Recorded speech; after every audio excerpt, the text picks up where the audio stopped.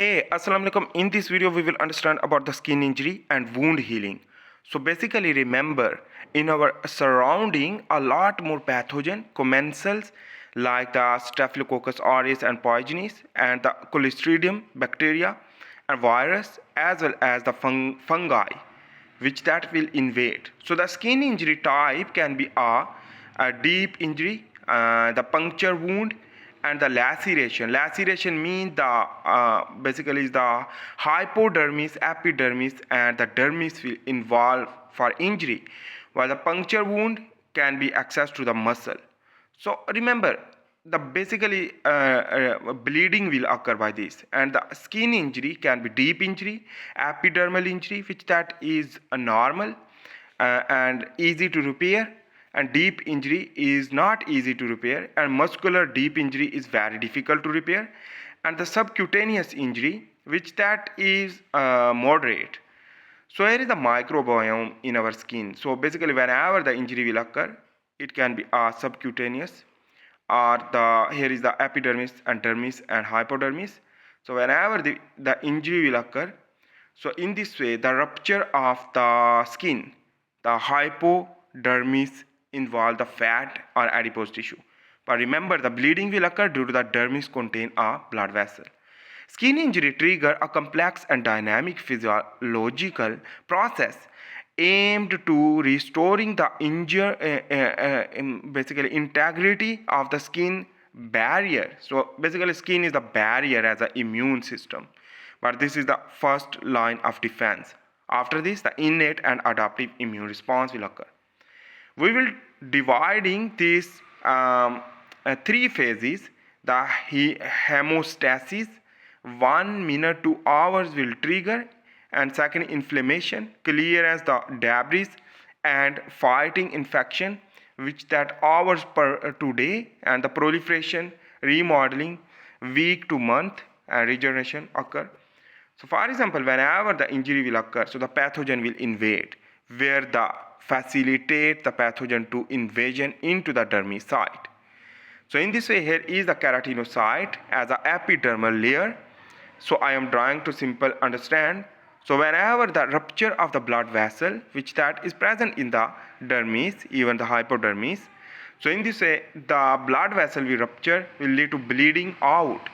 This bleeding out prevention due to the sympathetic nervous system activation and the local factors. Local factors will lead to vasoconstriction and minimize the blood loss. In this way, the number 2 is the platelet activation and aggregation will lead to expose collagen and tissue factors. In this, the plug formation due to the platelet. So platelet plug formation release the thromboxane 2. This thromboxane 2 is important vasoconstrictor and platelet aggregator. So this will lead to platelet aggregator and also release the platelet growth factor PDGF. This PDGF contain a lot more things. Let's understand about that. That is basically the cytokines, proliferate of fibroblast and the smooth muscle cell, transforming growth factor beta for inflammation will trigger more due to the transforming growth factor beta, and the smooth muscle cell fibroblast proliferation will occur for the again for regeneration triggering, and the smooth muscle cell and transforming growth factor beta for inflammation and cell proliferation. Extracellular matrix synthesis will trigger also within hour, and coagulation cascade for the fibrin mesh formation will occur. This is the fibrin mesh near the blood vessel rupture. So what is the coagulation cascade? Let's understand about that. For example, in our body, the fibrinogen are present, which that is a soluble plasma protein.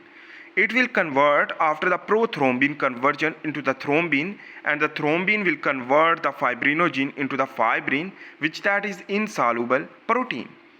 And this insoluble protein will lead to scar tissue formation and inhibition of the bleeding of the blood vessel and plugging due to the platelet aggregation.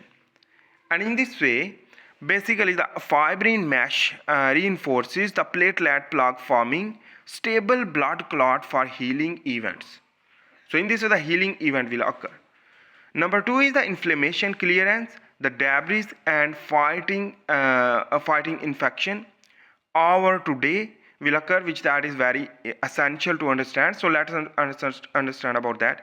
Here is the ruptured site, which that is no bleeding more due to the plugging and the aggregation of the platelets will block the bleeding. In this way, it will also release the chemotractant and inflammation trigger. So let's understand about why chemotractants. So chemotractants will stimulate the mast cell. So increase the vasodilation and vascular permeability due to the histamine release and leukotriene and other. So it will lead to vasodilation, and in this the vasodilation will lead to vascular permeability, will infiltration of the neutrophil and the monocyte and the protein also. So the protein and cells, immune cell, will lead to number 3 is the vascular permeability increase will lead to neutrophil infiltration to the dermis side. This is the basically is the neutrophil, which that endocytose the pathogen, and after this endocytosis the monocyte will also recruit by the further inflammation and chemotractants produced from the inflammation site, which that neutrophil will be die itself, and in this way the neutrophil basically neutralize the pathogenicity, and in this way the inflammation will send through the nerve to pain. So the pain will occur due to the nerve ending will activate to the brain for feeling of the pain. In this way the redness and heat will occur, and remember the redness and heat.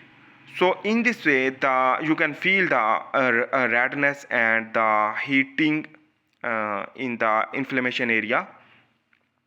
Macrophage will erythrocytosis to engulf the endocytosed neutrophil to clear up the all debris, and in this way the macrophage basically endocytose, and in this way basically remember the inflammation will progress, and in this way the macrophage also stimulate the further macrophage.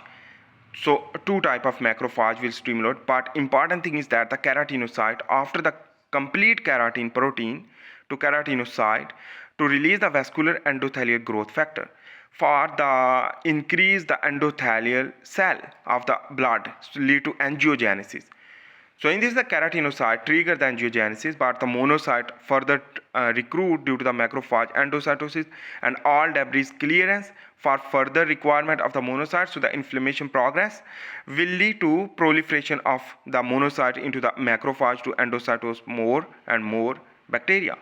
The macrophage 1, M1 macrophage, is also recruit for the early inflammatory phase and the pro-inflammatory cytokine release, tumor necrosis factor alpha and interleukin 1 and 6. And it also gives the antigen to represent through a MSC class molecule, MSC class 1 molecule, to the adaptive cell, immune cell, like the T cell and B cell for the adaptive immune response for production of antibodies against the pathogen. And also the adaptive cell also recruit further neutrophil and basically, and the M2 macrophage is important for the anti-inflammatory cytokines production like interleukin 10 and transforming growth factor beta, which that stimulate the fibroblast.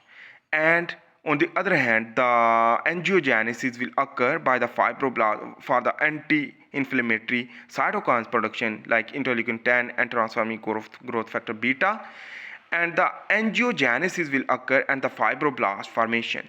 So angiogenesis means the fibroplasia and the granulation tissue formation occur, and epithelialization will occur, and the wound contraction and remodeling will occur. While on the other hand, the fibroblast will proliferate, and proliferation to synthesis of the collagen and the extracellular matrix for the remodeling, which that is same like a previous, and clear up the wound. So in this way the wound will heal by this mechanism. So in this the blood vessel is the angiogenesis will occur. So the factor affecting skin wound healing which that is local factor and the systemic factor. Local mean where the inflammation will occur, while the systemic mean inside of the blood circulatory system. Or problem. So in this way, for example, the systemic mean the problems in your blood circulatory system. So the local factor mean the oxygenation, provide more oxygen to heal quickly, because the hypoxia will lead to inflammation and necrosis and apoptosis of the cell. In infection by contamination. So the foreign bodies and wound bed preparation, moisture balance, and vascular supply is very important for triggering more and easy to wound healing and quick. What the age, nutrition, diabetes, smoking, vascular disease, immunodeficiency syndrome, obesity, and stress control lead to quick skin injury repair and wound healing. So I hope you make sense about that. If you like my video, please make sure to subscribe, like, and share. See you in the next video. For this, and bye. Allah Hafiz.